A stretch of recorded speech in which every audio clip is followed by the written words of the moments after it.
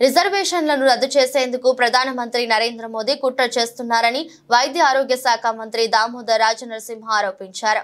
జనజాతర బహిరంగ సభలో మాట్లాడుతూ పార్లమెంట్ ఎన్నికల్లో 400 సీట్లు గెలిస్తే రాజ్యాంగాన్ని మార్చాలని బీజేపీ కుట్ర చేస్తుందని విమర్శించారు. రిజర్వేషన్ల కారణంగానే తాను ఉమ్మడి రాష్ట్రంలో ఉప ముఖ్యమంత్రిగా ప్రస్తుతం మంత్రిగా కాగలిగానని అన్నారు. మనమందరం అప్రమత్తంగా ఉండి రాజ్యాంగాన్ని కాపాడుకోవాలని పిలుపునిచ్చారు.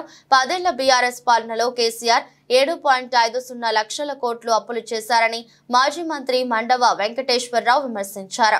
రైతు బంధు కోసం 7,000 కోట్లు విడుదల చేశామని బీఆర్ఎస్ చెప్పడం అబద్ధమని, దమ్ముంటే ఆ డబ్బులు ఎక్కడికి పోయాయో చెప్పాలని డిమాండ్ చేశారు. శాసనసభ్యులు మదన్ మోహన్ గారు, లక్ష్మీకాంత్ గారు, మాజీ శాసనసభ్యులు రవీందర్ రెడ్డి గారు,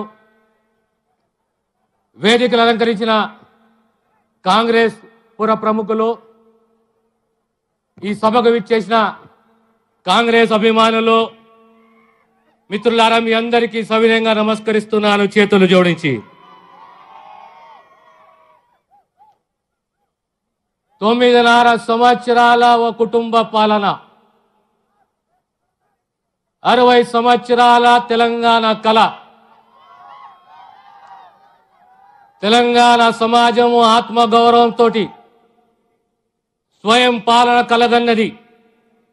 ఆ కళని సాకారం చేసింది కాంగ్రెస్ పార్టీ, సోనియమ్మ గారు. కానీ 9.5 సంవత్సరాలలో మన స్వేచ్ఛని హరించి నానా తిప్పలు పెట్టి తెలంగాణ రాష్ట్రాన్ని, తెలంగాణ సమాజాన్ని సుమారు 7 లక్షల కోట్ల రూపాయల అప్పుల పాలు చేసి ఓ కుటుంబ పాలనతోటి, ఓ నియంతృత్వంతో తెలంగాణ యువతని బలిగొన్న కుటుంబానికి బాబాసాహెబ్ అంబేద్కర్ ఇచ్చిన రాజ్యాంగం ప్రకారము మనకున్న ఓటు, అమూల్యమైన ఓటుని, ప్రజాస్వామ్యాన్ని కాపాడుకుంటూ గొప్ప చరిత్రలో కాంగ్రెస్ పార్టీని మళ్ళీ గెలిపించి, ఈనాడు కాంగ్రెస్ పార్టీ 6 వాగ్దానాలు చేస్తే రేవంత్ రెడ్డి గారు 100 రోజులు కాకముందే రాష్ట్ర ముఖ్యమంత్రి గారు 6 గ్యారంటీలని మాటిచ్చి మాట నిలబెట్టుకొని మొన్ననే మళ్ళీ చెప్పారు, మేము రుణమాఫీ చేయబోతున్నాము ఆగస్టు 15 తారీఖు లోపల. ఆ మాటకు కట్టుబడి ఉంటాము. కానీ ప్రజాస్వామ్యంలో అన్నిట్లో ముఖ్యమైనది ఏంటంటే ప్రజాస్వామ్యము, అందులో ఓటు. ఆ ఓటు హక్కు ఇచ్చింది మనకు బాబాసాహెబ్ అంబేద్కర్. రాజ్యాంగంలో రిజర్వేషన్ ఇచ్చింది మనకు బాబాసాహెబ్ అంబేద్కర్. ఒక రిజర్వేషన్ వల్ల ఈరోజు దామోదర్ రాజనరసింహ శాసనసభ్యుడైండు, మంత్రి అయిండు, ఉప ముఖ్యమంత్రి అయిండు, మళ్ళీ ఈరోజు మంత్రి అంటే కేవలం బాబాసాహెబ్ అంబేద్కర్ వల్లనే.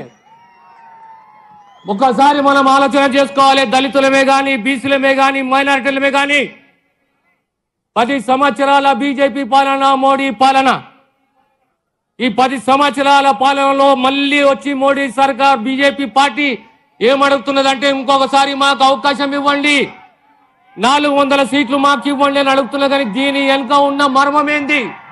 దీని వెనుక ఉన్న కారణం ఏంది? దీని వెనుక ఉన్న రహస్యం ఏంది? 400 సీట్లతోటి ఏం చేయబోతున్నారు అంటే రాజ్యాంగాన్ని మార్చబోతున్నారు. మనకు ఇచ్చిన రిజర్వేషన్ ని రేపు కాలరాయబోతున్నారు అని ఒక్కసారి మీరు ఆలోచన చేయాలి, జాగ్రత్త పడాలి. 75 సంవత్సరాల రిజర్వేషన్ మనకు, 1000 సంవత్సరాలు మనం అనగదొక్కిర్రు.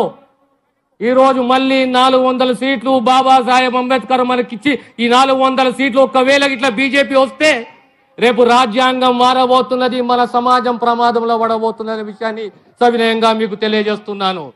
మనమందరం అప్రమత్తంగా ఉండాలి, జాగ్రత్తగా ఉండాలి. దళితులే కానీ, బీసీలే కానీ, ఓబీసీలే కానీ, మైనారిటీసే కానీ ఈరోజు సమైక్యంగా ఈ దేశాన్ని కాపాడే బాధ్యత మనపై ఉన్నది. కనుక మీ అందరితోటి కోరేది ఒక్కటే, మీరందరూ కూడా ఈరోజు మన నాయకుని ప్రసంగం గురించి వెయిట్ చేస్తున్నారు.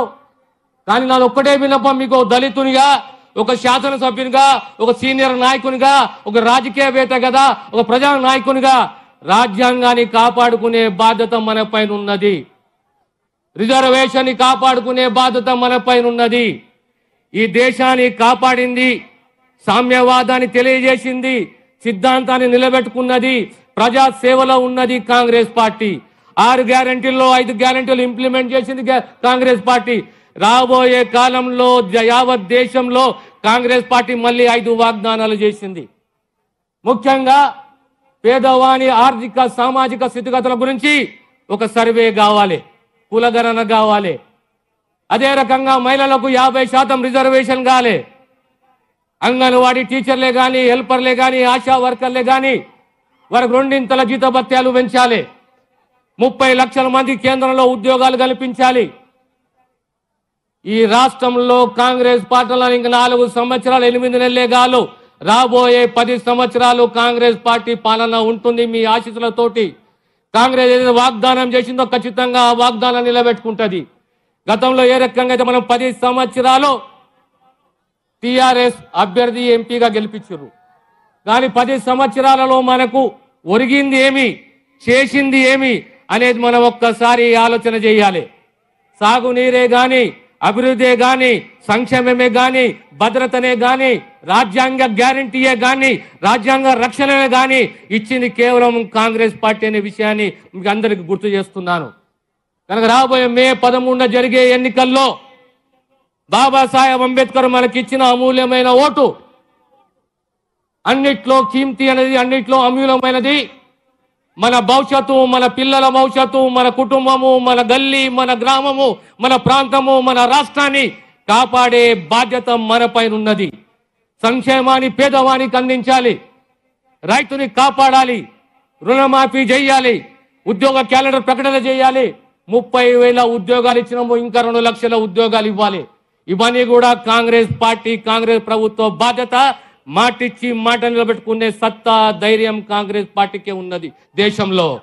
ఈనాడు ప్రజానాయకుడు రేవంత్ రెడ్డి గారు, ఈరోజు మీ అంబడి ప్రజానాయకుడు రేవంత్ రెడ్డి గారు ఉన్నారు. రేపు రాబోయే 10 సంవత్సరాలు వారి యొక్క నాయకత్వంలో ఖచ్చితంగా ఇచ్చిన వాగ్దానాన్ని నిలబెట్టుకుంటామనే విషయాన్ని సవినయంగా మీకు తెలియజేస్తూ, ఇది అందరి బాధ్యతనే. రాజ్యాంగాన్ని కాపాడే బాధ్యత మనమైదు ఉన్నది, రిజర్వేషన్ కాపాడుకునే బాధ్యత మనమైన ఉన్నది. రిజర్వేషన్ కాపాడుకోవాలి, స్వేచ్ఛని కాపాడుకోవాలి, రాజ్యాంగాన్ని కాపాడుకోవాలంటే చేతి గుర్తుకు